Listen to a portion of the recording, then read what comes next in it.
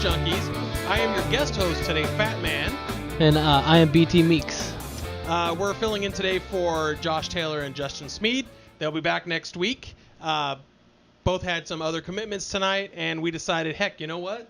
Rather than not do the show, let's run a show.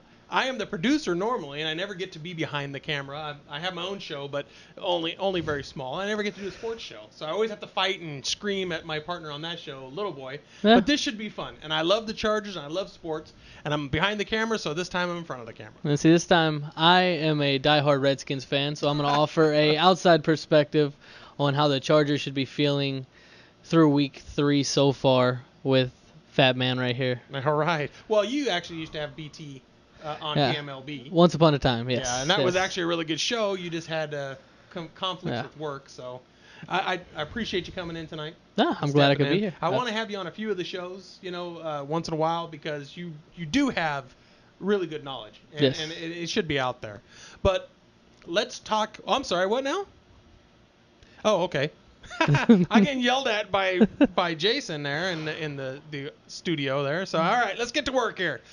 For those of you who normally follow San Diego Sports Junkies, it is a show about San Diego sports, a show by the fans for the fans. And basically, the two gentlemen here are big-time fans, and it's normally we have call-ins and tweet-ins and stuff like that. I'm not going to have it open for that today. It's going to be kind of a quicker show. We're going to talk Chargers. That's fine. And here's what I'm going to throw out there real quick. And then I'm going to go back into my sulk. Okay. All right? Chargers. 27-13 killed by the Falcons. 27-3, excuse me. 27-3. Yeah. Luck? I would say more the Falcons are just a little bit better overall put together. They've had a few years to work together. The weapons that he has in Roddy White and Michael Turner in the backfield and Julio Jones, and then you add the Hall of Famer Tony Gonzalez. I think it was just too much for the linebacking core and the defensive backs to keep up with. So I don't think it was much as luck, as more as they were in the skill positions. They just outmatched the entire game. Well, I want to agree. I'm a Charger fan, so no matter what, I'm going to say it was a total fluke. All right. But that's not the That's the fan in me. Mm-hmm. That's not the logical adult in me. Yeah. I can't see a score like that, 27. But winning by 24 points, you can't say that that's luck. There was definitely they were outmatched. But I want to ask you a question. I read today in the UT that North, okay, I feel like we're on a first name basis. All right, yeah. I actually met Mr. Turner. Did you? I feel, and I've always been open with this, I don't think he's a great head coach. I agree with you. I actually don't think he's a good head coach. I agree with you. And I know that the guys don't agree with me. I'm constantly telling them Turner needs to go. But he always seems to me to be a little bit too, God, what's the word I'm looking for? Not skittish, but just like not really crazy. And I think a little bit, head coaches need to be a little bit crazy. I mean, am I right or am I wrong? I mean, from what I'm understanding after talking with different people is that Norv Turner does have that crazy side. He just doesn't show it out in public. But when the practices are alone, he's yelling at people. He's profanities. So he's wide open like that. Crazy. I know. See, for me, crazy is not acting like an insane idiot. All right. Oh, and by the way, we were both cops, so we've dealt with some crazy people. What I'm talking about is willing to take a huge risk. Now, once in a while, he'll let Rivers just throw away, a huge bomb out there. And, it's either going to happen or it's not going to happen. But 9 out of 10, I think it does. Yeah. Rivers has had pretty good conversions. The question is, does he do that or does Rivers just do it on his own? And that's what I mean about the craziness. He does the play call, but Phillip has to decide where he's going to go with the ball and what he's comfortable with. Do you think he's willing to take a risk? I guess that's the word I should say, because I'm getting that in my ear. I think so. I think he's willing to take a risk. I just think when you look at Norv Turner, his overall body of work as an offensive coordinator is Hall of Fame worthy. Like, one of the best offensive coordinators, worked with the Cowboys when they were in their prime. I mean, they were an amazing team with him as the play caller. I think with the head coaching duties, though, he just tries to do a little bit too much, and he sort of gets lost in it a little bit, and he loses some of that. Micromanage, you think? You think that's what's happening? I don't know if it's that as much as... Do you let your captain take the game? I mean, do you turn around and say, hey, look, Philip, here's your ball? I think Rivers and I are on first name too. Here, take the ball, go. Or do you say, take the ball, but do exactly what I say the whole time? See, I don't think it's like that. I don't think Phillip has those parameters set on him just based on how long he's been in the league and being classified as a top 5 quarterback of all time. In this, not all time, sorry, and the top 5 quarterback in this NFL. I don't know, that was a little generous, but but yeah, no, I mean, he's the top 5 quarterback in the league right now, and I don't think that Norv has set those parameters on him. I just don't think when you look at what he like, they say for a deep ball, who's he throwing to? Eddie Royal, who was a cast off from Denver, or Robert Meacham, who was the 4th or 5th best option in New Orleans. They don't have that Vincent Jackson, that speed guy with the size to run down the sidelines anymore to sort of take the pressure off everybody else. Well, I was reading a lot about the blogs today, reading quite a few football blogs, and to be honest with you, there's about a gazillion out there, which after doing my research today, I normally do research for the shows, but after doing it today, I was like, everybody's got an opinion, you know? The consensus from what I saw was Chargers are losing their weapon of throwing. Now, is that true? I can't see that. I mean, I know if we go by the numbers this week, I didn't want to talk about 173 yards, but I did say it. Is that what's happening? Where do you put the blame for this last game? Other than the fact that they were outmatched, where do you put this blame? For this game, I think this game is not something you're going to see every game this year. I think the first 2 games are more realistically of what the Chargers are going to do. I would hope so. They are a top team in the AFC West, and I think they are one of the top 5 or 6 teams in the AFC overall. And I think that this game, they just got outclassed from the beginning. Just hit them hard, hit them strong, just out physical, and then they try to go too much. You see a little bit of the Phillip from last year, the throw in the 2 interceptions. And once that stuff starts building up, you start getting upset. Fortunately, no offensive lineman got pushed in this game, sort of like Jay Cutler-esque. You know, there was no throwing of anything. Phillip just has to keep his head on straight in the game, not try to do too much, and just sort of maintain where he's going to distribute the ball throughout the game. So where do you put the blame last week? I mean, if you're going to say, here's the game, here's the problem, because a lot of people are putting it on the fumble. So I want to know if that's what it is. As a matter of fact, we're going to talk about that whole section too. I mean, where do you put the blame before we get into the armchair quarterback section? This offensive blame will go, for me, on the offensive line and the quarterback. I think the offensive line, the protection schemes need to get a little bit better. He only got sacked 1 time, but he was under pressure a good amount of time throughout the game. The Falcons were just able to send people, able to rattle him. I mean, a great quarterback doesn't throw for 170 yards without having some force in his face, someone trying to hit him, being hit almost every play. I mean, he was being hurried almost every play during the game. There was just no room for him to breathe. Well, then we're going to go. So that's where you're at. You're at offensive line, correct? Well, let's talk about Matthew. I'd like to chime in here real quick. I hope you're live. Yeah, I'm live here. Jason here. You know, the problem is it's a copycat league, and one thing that everybody else is going to realize when they watch this is the Chargers did not have an answer for the all-out blitz, the jailbreak blitz, and they just did that over and over and over again. Now, in the past, we had an answer for that, and his name was Darren Sproles. Who's going to fill that role this year? My guess is Eddie Royal.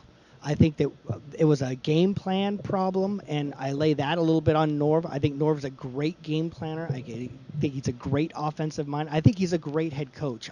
At the end of this year, when the season's successful, I'm going to tell you both to suck it, because Norv is a great coach. But I'll tell you what, we did not have an answer for the all-out blitz. That will be addressed. When teams try and do that again, they will pay. I think his name will be Eddie Royal. But I think that the game turned around with that big fumble. I think it was a big fumble. And then the defensive pass interference right after that, if you remember, they drove down the field on 3rd down. They got that defensive pass interference to continue the drive. I think both of those contributed to the game going in the wrong direction. But when you look at it in a whole, they did outclass us. It's going to happen. You're not going to go 16-0. And I agree with BT. I think that we're more like the first 2 games than we were in the last game. Well, that's a question for you, because you're the one who said they were the 16-0 season after they lost their second game. But let's go back to Royal here for a second. What's Royal's weight?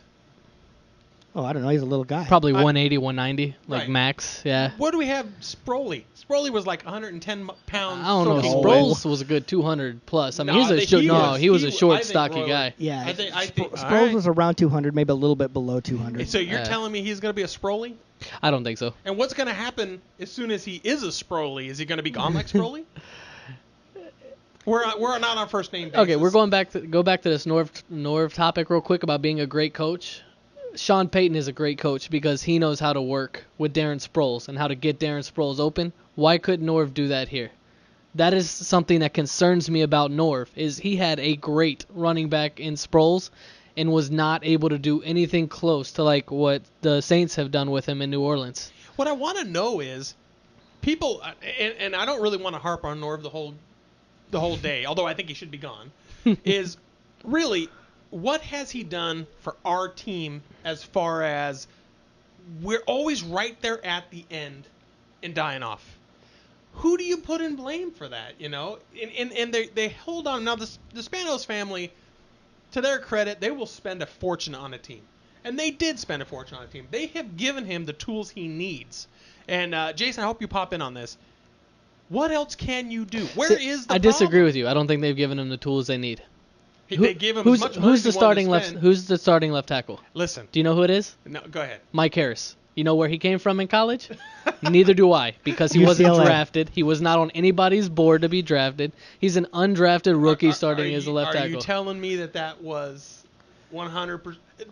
Have you ever heard of the Spanos family clamping off money to their team? I am saying that if you want to provide your team the source to win, you need a solid backside left tackle, and they do not have that. So those aren't yes, those aren't just sitting around waiting to be picked up. They put their money and all their eggs in the Jared Gaither basket.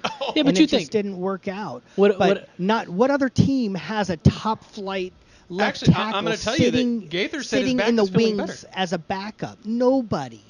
But what- Nobody does. And we're living off of, I understand that they made the mistake by counting on Jared Gaither to be there. But if any team loses their starting left tackle, they're going to have issues. but you're telling me there's not a offensive tackle out there in the free agency that's better than an undrafted rookie? You got to None. learn the system. You think that they just bring one off the street and he's going to be able to play? Not necessarily, but I mean, how hard is it to say, hey, this is what you're going to do on this play? You're going to drop back and pass block. I mean, it's think not as quite it's not that as simple. I think you're sophisticated. oversimplifying it. Okay, guys, come on. Let's keep rolling through here. We were talking about Matthews and the fumble. Let's go over a little bit of his stats.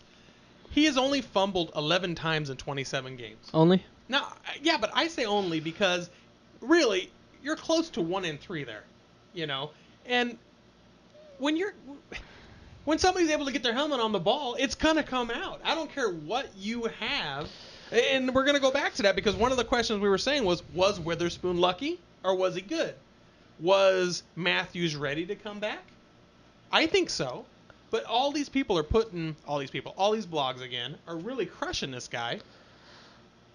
Yeah. What do you think? Some I people mean, just his yardage really sucked this game. Let's be honest, but he just came back. overall, like when I look at this game, that's probably the thing I'm most disappointed at. I think it was like 17 carries for 116 yards, but one carry came on 52 yards. No, So you take that. He's only got 10 carries and 44 yards. Oh yeah, but I'm talking about the team as an overall, as the rush. So you're looking at this team going 17 for 116, and you take away that 52 yard from Jackie Battle, and it's 55 16 yards. rushes for 64 yards, which averages out to be about 4 yards a carry, which isn't bad. But when you look at that, I'm a big proponent of a run game. I think in order to be truly successful course in you this are, 'cause league, you're- you you're- need some you're a semblance of a Redskins run fan. game. Not even that though. So what? My quarterback runs. No, I think you look at some of the better teams in the league, some of the teams that are better constantly. The Steelers, the Jets have gotten away from it They in always have recent that. years. They're teams that have established the run, and then they throw off of that. And when Sanchez for the Jets doesn't have that run game, he's terrible. Plain and simple. Well, so let's continue into the Matthews because I do want to talk about this. What about Jackie Battle? I think Jackie Battle deserves some consideration if Matthews struggles over the next few weeks. I'm going to give Matthews a little bit of a pass. Because he's just coming back. Exactly. You have to give him a little bit. Yeah. Although, in the eyes of football, there is no get back. You know what I mean? Yeah. It's like, hey, we got to win every single game. But I do have a question. I'm going to go. This is on the battle principle here, and I want to ask this of both you guys. Actually, I hope Jay, you come back in on this one. In baseball, you always have this guy who comes up and kicks butt. He has an unbelievable year, and then the following year, the pitchers learn how to pitch around him, and he goes down. Mm-hmm. Is Battle the same? Battle? No. Battle was solid last year, I believe it was, with the Chiefs. I'm just saying, is he going to be the same? Because even Darren Sproles, when Sproles first started playing for the Chargers, was unbelievable. When they learned to shut him down, they shut him down for a little while. He's still great. I'm not saying you know that. Is the same thing going to happen to Battle? Because I don't know if you remember last year, but what were we talking about him then? You know? Not our guy, but... But see, Battle for me, last year, I mean, he dominated the running game for the Chiefs. For some reason, he gets no love from the coaching staffs. I think last year when Jamal Charles tore his knee up, I mean, he finished the rest of the season, ran for over 4 yards a carry. I mean, he's just a solid guy. You know what you're going to get with him. You're going to get a big bruising back that's going to run through you. I mean, not necessarily a home run threat, but you know he's going to get you those 4 or 5 yards that you need almost every carry. Well, I'm going to say he did 55 yards and 3 carries. I'm pretty impressed with that. I mean, I don't know, how you feel about it, but Yeah. I'm pretty impressed with No, that. I say if... What do you think there, Jay? Well, I think Jackie Battle's a solid running back, but I don't think that he's never been known as an elite running back anyways. I think he's a solid guy to have on the team. He's going to come in. He's going to get you some good bruising yards. He's going to get you about 4 yards a carry. But come on, guys. It's only the 3rd game of the season, for crying out loud. Vincent Jackson so far this year has 10 catches. Does that mean that he's going to suck all year long? No, and I'm not. Like I said, I'm not. I'm not saying that Matthews is not, going to come back strong. What I'm saying is, a lot of the pundits out there are saying, let's get rid of Matthews. Let's try Battle. Because his first 2 games and the half of the first 2 games, second half. Let's make it out there clear. Battle showed unbelievable battle. Yeah, no. See, I like Ryan Matthews. I like the home run threats he brings. He needs to fix his ball carrying issues, but I think it's too early to jump him down and go to Jackie Battle. You know what you're getting in Battle. You don't know. Nobody knows what they're going to get in Matthews. You could have a guy that could all of a sudden every part of his body no longer breakable and comes out and runs for 120 yards every game, and then everybody's like, oh, Jackie Battle who?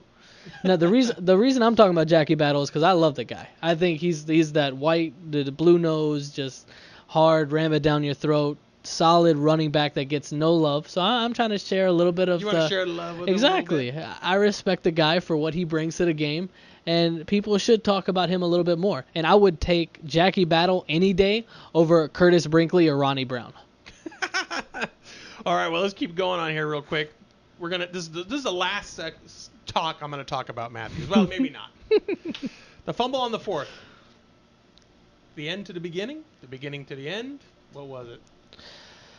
This is the reason I asked this is, as stupid as I believe some of these blogs are, this is everything that everybody's talking about. They're not talking about the whole game in whole. They're talking about this. They got to put their blame on somebody. Yeah. Now, earlier you put your blame on Rivers for the game. And the offensive line. And the offensive The line. protection. Yeah. Well, okay, all right, but was that the beginning of the end? And actually, Jason asked the same question. Was that the beginning of the end? I don't think so. I think when you get down inside the 20-yard line, you need to score a touchdown. I don't think there's any excuse when you get down that far. You march those 80 yards, you get down there to the 10 or the 15, you have to score a touchdown. Yeah, it gets more difficult because the field is smaller. Sure. But more players per square foot.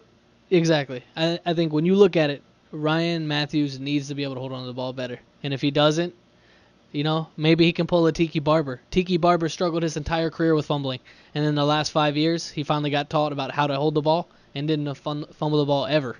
So if this is something that he can correct, they'll be fine. Because they can move the ball well when everything works harmoniously. It's just a matter of, how long do they move, how much they're going to struggle. He needs to hold on to the ball. But I don't think that was the sole beginning of the end. No, what amazes me is, and I remember this from playing sports when I was younger too, when you start getting in a hole, for some reason, it's just harder and harder and harder to get out. Not that it's harder to make the plays. It's just that you start losing that energy. And what people are talking about is the fact that basically blew the wind right out of their sails. Yeah. And just like a sailboat, once the wind's out, it takes forever to get you going again. So I don't know. I don't want to keep I actually agree with Phatman. That's pretty rare It was a blowout, so you look at the score and you say, oh, they got blown out. But I do think that was actually the turning point of the game. And I'm not saying if he goes in and scores, the Chargers win. Mhm. But I think that starts us on a downward slope, and then all of a sudden you're behind, and you play differently when you're behind. Yeah. I think we score a touchdown there. It's a different game. I'm not saying we win. I'm not saying we don't get blown out. I just from my perspective, I think it's a different game if he goes in and scores a touchdown. And you know what? And that's exactly what I was thinking, was that the Chargers go into something, and I read this too, but I've thought about this before. They go in something called self-destruct mode. And as soon as they start to get in a hole, I remember Joe Namath coming back from a 30-point deficit. You have never seen the Chargers do that. The Yankees could come back from being 18 runs down in the ninth inning. I don't remember how many points it was, but I remember in playing against the Bengals a few years ago, we were down by quite a few points and made a big comeback. But you don't see it. For some reason, the Chargers go into self-destruct mode. I'm not just saying it's just the Chargers, because there's other teams that do that too. But what is it that has to get you out of that? You know what I mean? What does it take to get that win back in your sails? And why can other teams do it and we can't? You got to look at who they're playing, though. You're playing a top 5 defense in the Falcons. Yeah, he's talking about the Bengals. Yeah, the Bengals defense is always around the 20th in the league. They're not real strong. There are other teams that when you're trying to come back, of course, like the Redskins last week, down 24-10 at halftime or something like that. They end up coming back and almost tying it up. You got to look at the defense you're playing. The Chargers are playing a top 5 defense easily in the Falcons with John Abraham up front, Witherspoon in the middle, Curtis, What are you talking Witherspoon? Do you Dick think Cal. he's that good, or do you think he's lucky? I do. I think he's one of the better young All right. linebackers in the league. But he's came out of Missouri a few years ago. I think he's just strong overall. But I think that when you're looking at coming back, it's a matter of who you're playing as well as are you able to do this for yourself. Because I think them playing a good defense like this, you get that panic mode and then you screw up and you're like, oh, and you're down. And then once that happens, you start heading nosediving. All right. You know what? I don't know what to say on that particular point, because it always has just amazed me how they do that. And the self-destruct mode is just kind of how the Chargers are. Yeah. And it's terrible. I don't know how to get out of that. I'm not a head coach. Yeah, see, one thing is, it's only one game. Yeah, no, I know. But it's one game that we didn't get to watch here in Southern California. So Yes. that's the worst part. You're listening to it on the radio. So you're upset, first off, that you can't watch it. And then you hear what's going on, but you have our sportscasters here aren't that bad, but it seems like they're behind always. And so you really can't get into it, and then you finally get into it, and yeah, it just annoyed me. So we're going to talk about that. Actually, Hey, Justin just tweeted into me just to let me know that in Cincinnati in 2007 is when the Chargers made that big comeback. That's the game I was all right. Hey, talking Justin. Well, what the heck, man? We should have had you call in. He's actually home ill, but if he can call, that's great. So let's talk about Matt Ryan. All right. Threw for 275 yards with 3 touchdowns. He's the highest rated quarterback in the NFL right now. All right. Rivers, we're going to talk about this number last time, I swear. 173 yards, 21 of 38 passing with 2 interceptions. You put the blame on Rivers and the line. I'm going to say I think you're spot on, to be honest with you. Yeah. As much as I want to blame Norv, and I really, really, really want to blame Norv, I think you're right there. But I believe, personally, Rivers is just as good as Ryan. I agree with you. So But the difference is the weapons that he's throwing to. San Diego does not have a Roddy White or a Julio Jones or even a Michael Turner, for that matter. They don't have those weapons to throw to. You think Roddy White's probably, 6'3", 215? Julio Jones on the other side, 6'4", 220, and they're both blazing fast. San Diego does not have that. Now, you give both of those receivers to the San Diego Chargers, I guarantee you every game he'll give up the numbers that Ryan has. So you completely think it's not in his toolbox. It's the toolbox they've given him. Exactly. I hope that is true. Yeah. But what do we do? I mean, what do you do? I know it's only our third game into the plays, but the problem is there's only 16 games. Yes. All right? So every game is a must-win. Mm-hmm. And when you lose a game, it's a must-win, and then the following week it's like a Richter scale. It gets worse and worse and worse. Yeah. So what do we do now? You have to nip it in the bud now. What do you do? Now, I think something that would be good would be go shorter passes. Because you look at the speed that you have in Eddie Royal and Robert Meacham, they're speed guys. But you're not getting enough distance. You don't have enough time with the offensive line to let them get deep. So you do the short routes, the screen routes, the slants, the ends, the stuff that you can guaranteed almost every time. Phillip Rivers will be able to throw it into the guy's chest for a good 5 to 10 yards. Or maybe he busts it out and then go it's 80. So you start playing the short games, what you're saying. That's what I'm thinking. All right. I don't think they have the ability to go deep just based on, losing Dealman to the retirement, and then like I said, Jared Gaither's out. You don't have that offensive line. You don't have that line to be able to throw it deep. All right, so now we're going to talk about not being able to watch it on television, and we're almost done here, actually. You can go to Chargers.com. You can watch highlights of the game. If you want to, it's 2 minutes, 23 seconds of pure heartburn for every Charger fan. Of course, if you watch that same highlight reel, if you're, I don't want to say it, you're going to be happy as can be. Why would the Chargers put that up on the website, to be honest with you? But at the same time, what can we do next time to make sure that never happens, other than just that? Next time, when you're playing a team that's better than you, you just have to come out and you got to hit them first. You got to get that first punch in there. They almost did. Almost did, but they didn't. They weren't able were to. there, baby. I thought this game started with a bang. Yeah, but almost. But they weren't able to hit that first punch. And when they missed with the first punch, the Falcons were able to counter and were able to get them stumbling. And after that, it was just all the Falcons. All Falcons. Defensive pressure, interceptions, fumbles. It was like watching the Chargers last year in their first 10 games. It was rough. It was rough. Last bit on the Chargers that we're going to talk about. Let's get some highlights.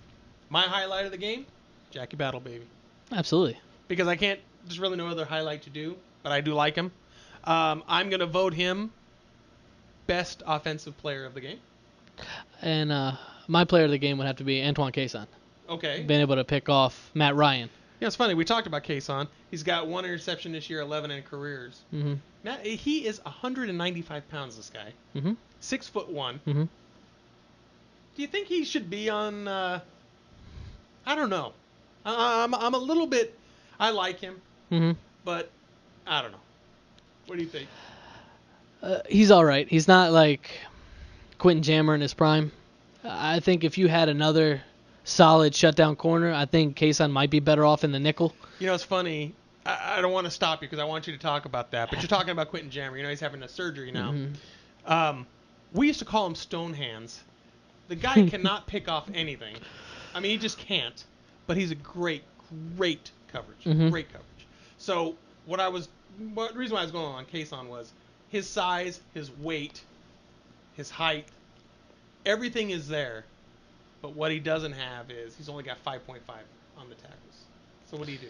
You see, the height and weight don't really bother me because you look at Darrell Revis. He's like about 5'10", 180, really short. But they call it Revis Island for a reason because the Jets, basically, their whole defense is predicated around him shutting down that one guy that they know can hurt him. Now, it's going to suck for them because he just tore his ACL and he's out for the year. That sucks. But when you look at Cason, I don't see that shutdown ability. I see that he's a decent cover corner. In your face. He's in your face. He has to be because he's fast and he's tall. But he's not that. I can take Roddy White 101 and shut him down. It's not that type of guy. So the tackle's not there. Yeah. But the in your face is there. Yes. All right. Well, there you go. I mean, that's pretty much what I wanted to talk about on the Chargers. I know you want to talk a little bit about the officiating. And we're gonna bring our other friend in here too, just to talk about this. But the officiating, the first 3 weeks, the preseason, I was like, not that bad. First week, I was like, all right. Second week, I was like, okay, you cost my team a win. We're having issues. Third week, how are you walking off 20 yards on a 15-yard personal foul penalty? In the fourth week, or you look at the end of the third week, there is absolutely no excuse for a high school referee to be anywhere close to this NFL game. And the Green Bay-Seattle game is atrocious. I was watching my Twitter just blow up. I mean, TJ Lang is an offensive lineman for the Packers, and he is probably the most angry football player on that entire team. He was going, well, maybe we'll take knees. Maybe every time we'll go out there, we'll just hike the ball and we'll take a knee. And we're not going to work until we get the real guys back. This NFL, that we love now is predicated on perfection, not only from the players, the owners, but also the referees, and we're not coming anywhere close to seeing the perfection that we need to see. Yeah, the regular referees going to miss stuff? Absolutely. But they're trained to work in the high-speed universe that is an NFL football field, and we're not seeing improvement. We're seeing every week these referees are getting worse and worse and worse. Their calls are going from the all right to terrible. There is no reason that the Seattle Seahawks should be able to win that game. And if you looked at an interesting thing I found, between 150 and 250 million dollars got switched hands in Vegas and all over the world based on this. What it was, the Packers at -3.5. Oh. Yeah, it was terrible. And when you look at that, when you're 150 to 250 million, that's a lot of money that should have never flipped. I got a name for you, and Jason's going to pop in here any second, I guarantee you. Hockley. I still hate him today. I love Ed Hockley. Let me tell you something.